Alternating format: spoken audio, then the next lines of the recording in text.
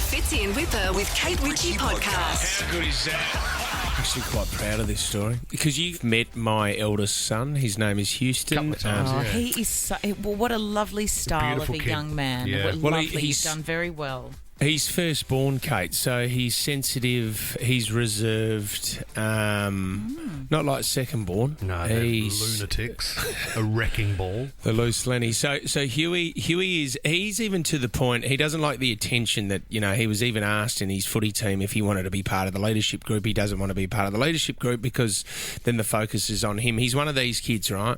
He started a new school and I cannot believe he's done this.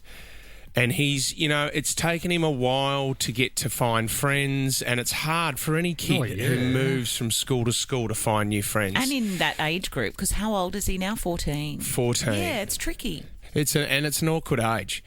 So he said, can I catch the bus home with a few guys that I've met at school? And I said, you know what, that was the best for me. I used to love catching the bus home because you could muck around with your mates and and you could have a good time. So I said, yeah, for sure. Halfway through the trip, on the way home, one kid goes, we've actually worked it out. No one's done it yet, but we think that if someone got off at this stop that's coming up, you could, if you sprinted fast enough, you could get to the next stop. Oh, okay. Great challenge. Huey's put his hand up. Well, he's fast. And He's this really is not, thrown himself in the deep end. The bus, and now he's going to impress and win everyone over with the racing. This is huge, Kate, because if he doesn't make it to the next stop, it could be a disaster. Yeah. Now, let me tell you this. Huey went to an all-boys school before. Now he's at a co-ed school, so it has been a bit of a change for him as well. Yeah. Okay. And there's girls on the bus, okay? Yeah. His mate Hugo got his phone out and said, I'll film this. Mate, there's a lot are on you there. sure? Do you want to do this? I know. Had he checked out the track? Like, had he Yeah, I know. You don't looked at want to the trip over. field? Like, did he know whether he'd have to jump over a fence or cross the road? He's got a pretty good idea. Now, this goes for a minute. Are you ready for this? Okay, let's hear it. Okay. This is Huey. Here's the start. Huey getting Here we off go. at the first stop. Go on, Huey. Go on, Huey.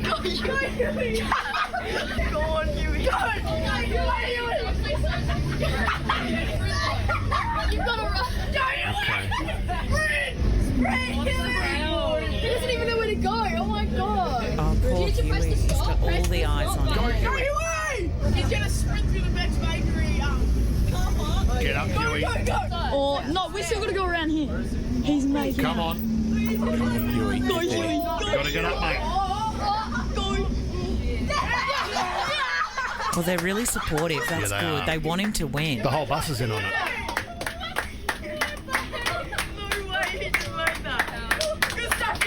He did it! He did it and got a standing ovation on the bus. Oh, he beat the bus. Oh, he must have been there firstly was- buggered, but also... The girls would have been throwing themselves at him. The girls was the clapping and smiling, and it was the greatest day of his life. I said to him, "That is so awesome. I'm going to catch the bus home with you tomorrow. I'm going to have a crack at it." The Fitzy and Wippa with Kate Ritchie podcast. I want to talk about ghosties. Ghosties? What do you mean? Oh, When you sorry. flush the toilet. What is that? The worst. Yeah. Is that That's like when it's somebody? No, okay. Tommy's shaking his head. Let's not do this, but I have a feeling I'm going to do it anyway, and I think it's when you flush. And, well, when somebody told me No. that when they flush, and you go, ooh, was it ever even here? No. It's when somebody leaves a gift in your toilet, Kate. So Oh, someone is it? uses your house and they leave it No, I there didn't think and that's they what don't it- get rid of it. But I what thought has that got to do with a ghost? No, the ghosty is when you go to the toilet and it takes itself around the S bend and you don't have to flush. And What? You sit up and go, where'd that go? Is that a thing? That's No. a ghosty. Is it? Jess knows it's a ghost. Oh, Okay, Jesus. we're not going Okay. to look for the meaning of it. No, and let's not Google Tommy's it, hey? Googling ghosties. And ghosting, I mean, there's so many versions of ghosts, but I'm going to go pretty old school here. What do you and got? just your regular, like, I was going to say real life ghost, but that would be wrong. Just a ghost. Okay, standard ghost. Sometimes talking to ghosts can help, and sometimes people have the skill or the talent of being able to connect with the afterlife. I find it so humorous when you're in a room with a medium and they go, your grandma's rocked up. And you look around the room and you go, where? And they go, oh, she's standing right behind you.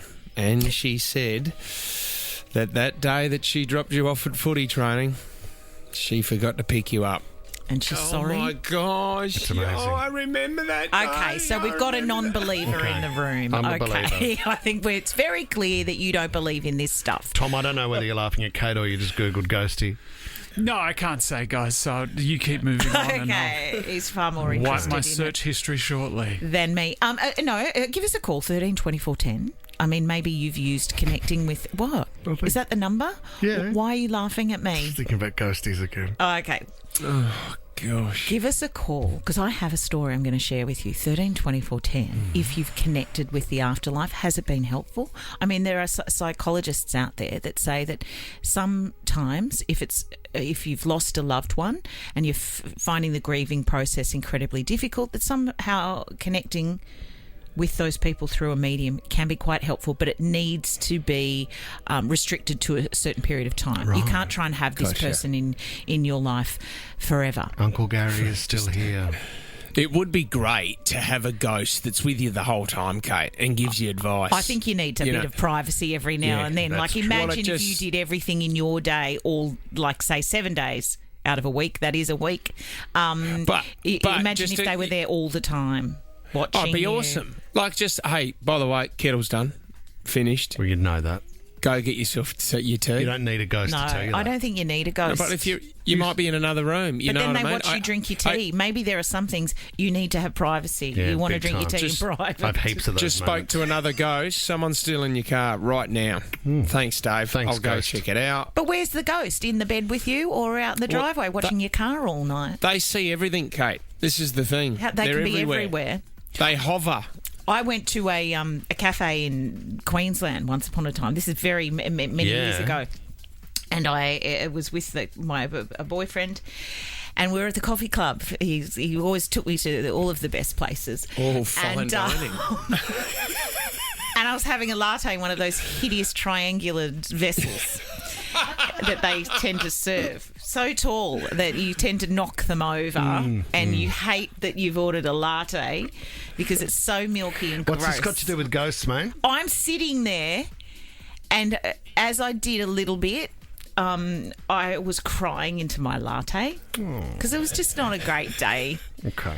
You're looking at me. People listening, they know they've cried into their latte. They've sat at a dinner table with their partner and had an awful dinner because I'm just It's saying. not a good advertisement for Coffee Club, is it really? You can go. They do a meme for culture, but what I'm saying is, it wasn't the coffee club that was the issue. It was probably the person I was sitting at the table with. So I'm crying into my latte, trying not to cry. Yeah.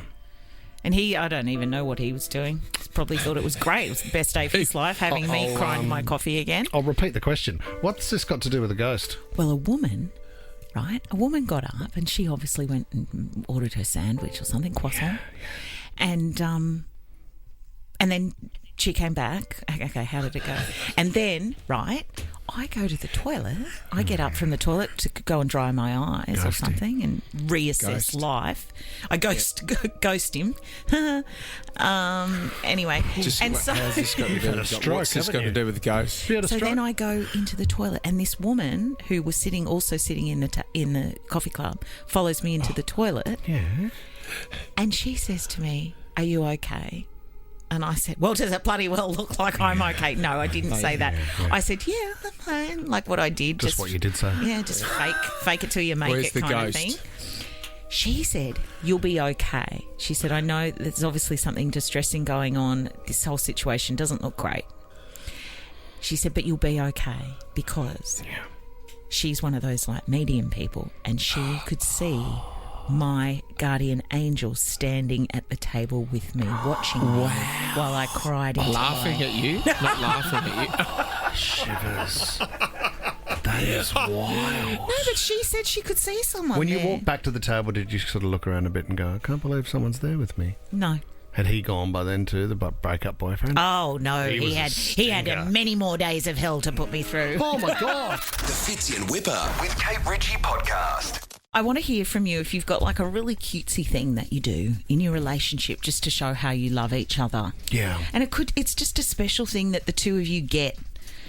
Just between the two of you. Yeah. Nobody else knows it, but it means a lot. I mean, maybe people do, and they envy you from afar. Like, oh my, they have such cute gestures of love. I want to say that this is cute because I do love love, and it is the week of the singles ball and all of that stuff. But this cutesy sign of love in this relationship could also be the most annoying thing in the world. There's a woman, she's married to Clifford, the big red dog. Oh, yeah. It started out so small and cute. And they have this thing where they've been married for 41 years, so they're doing okay. I know you spoke to someone on air this morning who'd been married for 20 and you thought that was impressive. 41 years, well done. Apparently she has made his lunch for work every day of that 41 years. That's amazing. And is still here to tell the tale. And one day she took a bite of his little sandwich that she made and popped it in his lunchbox, and he toddled off to work. Yeah. And then he got to work and he thought someone had a little nibble at his lunch. Little mouse in the house. He was like, somebody's eaten my lunch. And at the end of the day, she said, no, darling, that was me. Oh. I was just so peckish when I was cooking your lunch. And I do remember that one day you said to me, lunch shared with you, my darling, whatever her name is, Tracy, is always the best lunch of all. So she now does that every day, so that in some ways it feels as though they've shared lunch, even though she's at home and he's at work. And it's just so cute. 13 24 10, if you've got something like that. Maybe it's also notes around the house. Yeah. It's a connection of the lips as well, isn't it? It's like a kiss. Oh, she's touched the sandwich last, and then I'm going to bite into it next. I don't know, when I sat down it for could my lunch break fits and I open my food for the day and I look in and someone's taken a bite out of my sandwich, I don't reckon I'm that wrapped. Half of it's missing. Me missus has taken another bite out of the sandwich. I think it's cute to start with, but don't you think that on some days you sit down for your lunch? Yeah. And somebody's taken a bite out of your egg and lettuce. How annoying. Oh, come on, just let me have my lunch. I'm a grown-up. Yeah, I can have my lunch without you having the first bite. But also, if she's making it, I think she deserves to be able to have a bite. I mean, as somebody who's had their lunch made for them for work for 41 years, maybe give us a call if you've had that, if you've never made your own lunch, if you dare to call. I still have, I mean, this is off, it's a little bit different, but I've still got BJ in my phone as BJ2 Hottie, which was when I first started courting her, Kate. Yeah. A friend of hers came over and said, do you want her number? And I said, I would love her number. And she said, give me your phone. And her friend put BJ's number in my phone as BJ2 Hottie. Oh, that's exactly what I'm looking for. That is so nice. So beautiful, mate. And I haven't changed it since, mainly because I'm very lazy. But And you don't know how to do it. Lenny will have to show you how to do that. second of all, I've got no I've got a BlackBerry and I don't know how to use it. Shay's in Castlereagh. Hello, Shay. Hi guys, how you going? Shay, what do you do for your husband that's a bit of a sign of love every day? We've been together for 12 years, and every day, depending on my mood, I'll Google I love you poems or I appreciate you poems and screenshot it and then send it to him. Oh, that is so nice. What time of day does he get them? Like when he arrives at work? He works away, so he doesn't get home until Saturday. So mainly in the morning or an afternoon I do it. Shay, I do that, so but I'll nice. send a song through quite often. That you've recorded? No. I'll send a song that I really like that's a love song and I just message the song to her. Well, Tom also sends through screenshots, but they're a lot different to that. That's not really a sign of love. Tom, you actually Can't do call do that it. a poem, can you? I speak on behalf of Tom Cave? Oh, you do? Well, I'd like to say a couple of examples of what Tom does. For one, he bought a plastic container to housing his banana in so it wouldn't get squashed when she took it to work. Yeah, That must have been very uncomfortable for him. that's just a good idea. That's a good gift. Then he bought a little deck chair, for her mobile phone to sit on, so it's sort of a resting place. Yeah. Really? Yeah. Oh, that's To watch really the footy, that the is soccer. really thoughtful. I want to go back to the thing about the I know we're still talking about Love song. the gestures. But when the sending of songs, and I don't know if anyone else has had this experience, your idea of what the song means can sometimes... Has the song ever caused an argument? Because... you might send through like a Taylor Swift song, or I don't know, and then you expect the other person to listen to the song, and they listen to the lyrics, and then if they bother to listen, I don't often listen to those things they say. Oh, did you listen to it? You never do. And then you start to break it down, and then an argument ensues because it's like, well, which one am I? Or do you think that I'm... What have I ever done that's... You're that which person. character am I in the song? The song is called Have I Told You Lately That I Love You? Oh, that's Just simple. accept it. Just accept it. We've got AA Ron on the line from Wollongong. Aaron. Aaron, what does your partner do to tell you that they love you? Well, she always dances for me on the Ring camera. So you always get the notifications coming up that, something's going past your Ring camera, your front door, but... it's just a notification, and then come to Smoko, and you look at the notification, and she's dancing, and she's dancing for me. Yeah, I does all the time. I love it. That's funny. That is great, Aaron. so great. Twerking, that kind of stuff, Aaron, or is what? It's more like Napoleon Dynamite, just like weird, crazy dances all the time. Funny, Aaron. I love that. Love. What a great sense of humour. Yeah, and he sounds really invigorated by calling and talking about his partner. That is nice. It's a shame he can't come to the singles ball. He's not single. John in Oyster Bay, how does your wife say I love you? She makes my lunch every single day for the last 43 years. Oh, my gosh. John, and what do you get? What's your standard lunch? Oh, it could be ham, cheese and tomato. It could be a magical wrap with, tandoori chicken. Oh, John, do you get a message in there at all, John? No, I just know what the message is. Oh, John, what's your wife's name? Vicky. Vicky and John. Vicky. What a beautiful, beautiful romance. Tommy, I don't know if I've got anything in the tank for those two, but what a great story that is. Yeah, isn't that a beautiful story? There's a bit of a twist for you. Go on, John. Hang on. Okay, John. I don't understand why she won't make my lunch for golf on Saturday. Good question. I don't know, John. It's a fair question, no? Oh, John, she just wants to make sure you haven't had your hands cut off. Kate, if you're able to make lunch for John on a Saturday... I actually like it. I poo-poo these ideas, but I think it's lovely. That's great, John. Megan in Harrington Park, how do you say I love you, Megs? Well, my husband and I have been married 17 years on Saturday with 4 kids, and I put a little barbecue love heart on his breakfast plate when I make breakfast for him. Oh, Megan. Isn't that lovely? And what's he having of a morning? Is it eggs and bacon, or what is he doing? He's having eggs on a muffin with a little sprinkle of pepper. Yep. Yeah. Do you know, Megan, do you know what I do too? There's like a stick-on pad that goes inside the pantry door, and you write down, if you finish something, you write it down so that we know to get it from the shops. Yeah. Sometimes I just add to the list sweet kisses. Oh, I know. Yeah, that is cute. Isn't it? Yeah, big hugs. Megan, that is credit to you if you've got 4 kids. It's a hot chocolate. I bet they haven't always been love hearts. I bet sometimes And it's just a it's quick just squeeze unfortunate on there. that Bum, the cleaner, comes with her lips looking around the house, going, where is he? You leave Bum out of this. Like, ooh, Mike. I wouldn't mind, Polly. No. Let's go to Alison from Regentville. Alison, your hubby what does he do that's really cute and weird?